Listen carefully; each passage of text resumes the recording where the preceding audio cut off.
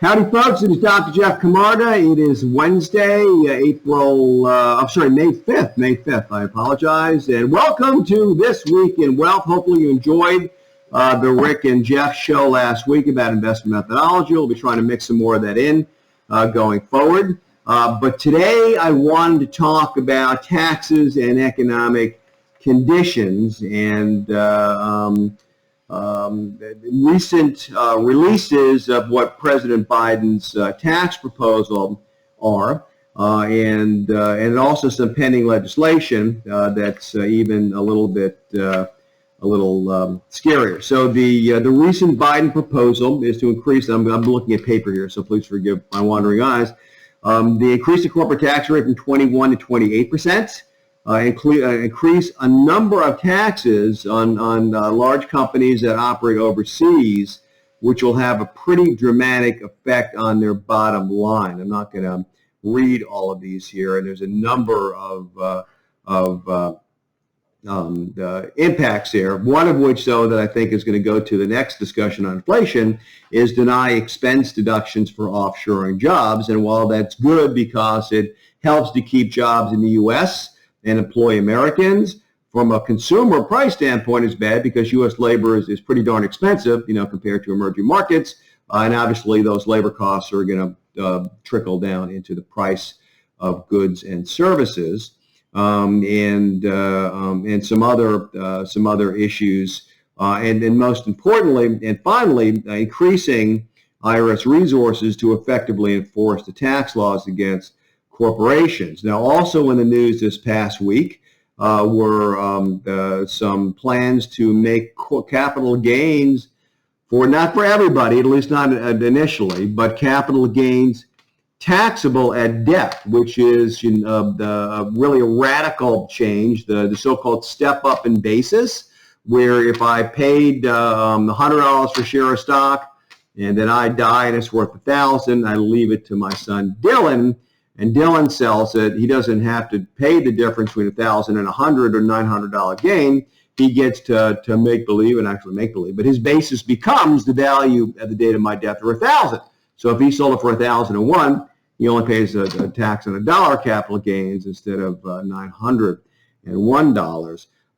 So the proposal is to eliminate that, and even worse, tax it whether or not it is sold at death or not. So basically, it's kind of a tax on the value, not on the capital gain, which may or may not occur or be recognized. And this would have implications far beyond investments. It would family businesses, farms, that kind of stuff being sold. So that's kind of concerning, especially given, again, they have to really emphasize these are all proposals. The law has not changed, and even though I think it will, I think it's a very high probability, we really won't know until the end what happens, because you have a lot of competing factions to negotiate what's in the bill and the final, the Senate version of the bill and what the law becomes. There's the president, there's senators, there's lobbyists, there's Congress people and the House of Representatives, and they all have an impact, and they all, that want different things, many of them. So it's really amorphous. It's without shape and will be for a while. But certainly the wind is blowing pretty hard for tax change and tax increases. And also not yet, but also don't want to overlook the fact that also Biden did that capital gains tax rates be increased to the same as ordinary income or short-term rates, which for those in the highest brackets is like 44% when you add up all the pieces, instead of the current 24% highest capital gains, long-term capital gains tax bracket, adding up all the pieces. And it's not just Biden's proposal. There's a number of proposals that are actually have been entered into legislation, though have not been passed. There's one called the Ultra Millionaire Tax Act, which introduced in the Senate on March 1st, which created an annual tax of 2% on the net wealth of households and trusts that have substantial net worths. It's basically a wealth tax, right? It's an annual tax. You're worth this much dollars, so we'll figure out how much you're worth. It's like paying the estate tax every year, even though you're living. that probably would kill you. On March 25th, our friend Bernie Sanders introduced for the 99.5% Act, which cast the widest net of any of the proposed bills, including this proposal, the following changes that would affect individuals' trust and estates: reduce the estate tax exemption to $3.5 million, and from the current $11.5 or so, which by operational law is going to go back to $5.5 million at the end of 25, unless a new law changes it, which I think will happen. So he's suggesting reducing the estate tax amount per person to $3.5 million, and this is pretty killer. And the gift tax amount to $1 million. Now the gift for most of its history, the gift tax and the estate tax have been unified as the unified transfer tax, and you had the same exemption or same tax-free amount for both of them. So currently, the estate tax exemption is about $5.5 million. The gift tax exemption is about $5.5 million,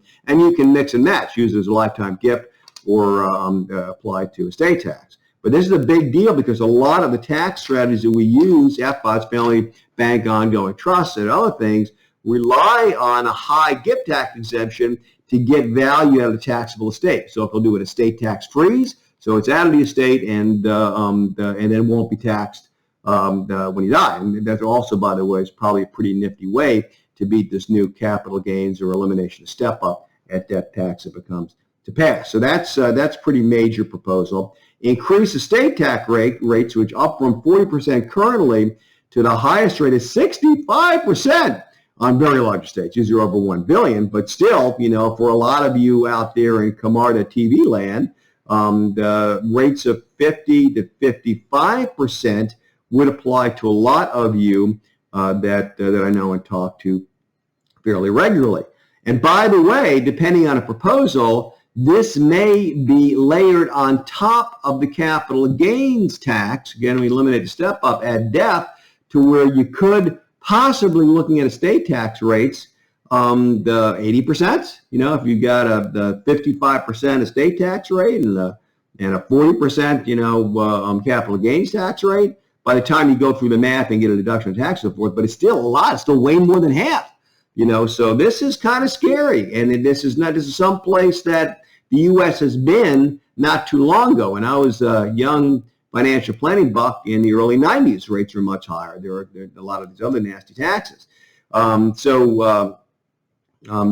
at the rest of Mr. Sanders' proposal here, and I'm not going to bore you with all of it, but there's a lot of really, really nasty stuff that would impact your passing on wealth to your family via gifts or at your state, and changing or radically reducing the annual gift tax exclusion, so you can give away so much, per kid per year, and so forth. And also, there's another piece of legislation called the Sensible Taxation and Equity Promotion, or the STEP Act, introduced March 29th. And this targets basis step up by treating property transferred by gift or bequest during lifetime or death, or property transferred to a trust as sold for fair market value and triggering immediate capital gains taxes. Let's say that again. You give the property during lifetime to a trust or to your kids, or leave it at death, capital gains tax is triggered immediately. That's also radical and new. Before you give it, if I gave the stock to Dylan as a gift, remember my $1,000 100 example, if I gave it to him now, he would take over my basis of $100. So if he sold it for $1,000, then he would have capital gains tax to pay on a gain of $900, which still probably be a pretty good deal because he's in a lower bracket than me. But it's better to get the step up in many cases, and so he stepped up to $1,000. So the STEP Act is proposing that just that gifts, they're giving it to Dylan whether he sells it or not. And again, this would apply not just to stocks, but to business interests. There's a lot of nasty complications here for those of you in the Camarda sphere of influence, as it were. All right, the other thing I wanted to mention, and I know I've gone probably quite a bit too long here already. This is from today's Wall Street Journal this morning. It was important enough that I printed it and I brought it to the portfolio board meeting that we had today. And here's our new Treasury Secretary, Janet Yellen, The headline is "Everything Screams Inflation." And the basic gist of the article is that while all these very wise economists, Chairman of the Fed, Treasury Secretary Yellen, and so forth, are kind of sanguine about the prospects of inflation, if you look all around, at how things are going, prices are rocketing up, lumber's triple and so forth, the handwriting is on the wall, which is really the essence of this article. And I'm just going to read the subheads here without getting too much in detail. Number one, central banks, led by the U.S. Federal Reserve, are now less concerned about inflation, cranking out money, devaluing the currency is to beat the band, as it were, as if it didn't matter. And that's concerning. There's a graph here. I'm not going to show you the graph, but this is the telling point here. Richard Nixon, Inflation Turning Points, the section is called. Richard Nixon devalued the dollar at the start of the 1970s rather than cut spending, which is kind of similar to what's happening now. The stimulus checks, cranking out another press, borrowing money like there's no tomorrow. And then the Fed's Paul Volcker killed inflation at the expense of the economy in 79 and 80. So if you remember the very, very inflationary 70s had similar characteristics in terms of fiscal and monetary policy, what the government's doing with money and borrowing and spending. The second thing, politics had shifted to spend even more now, pay even less later, which is that it's just popular now, and politicians are, what the heck, spend the money, do infrastructure improvements, send people stimulus checks and so forth, and really cranking out the cash flow and not worrying about how it will eventually be paid for. And this is happening not just in the U.S., by the way. This has become, kind of a sea change and shift around the world. Number three, globalization is out of fashion. And basically that means that, as I alluded to earlier, U.S. jobs are more important. Buying stuff, from foreign countries is de-emphasized and becoming more expensive, and there's more friction on trade deals. And that is empowering labor, and beyond Mr. Biden and others' efforts to recatalyze union activity.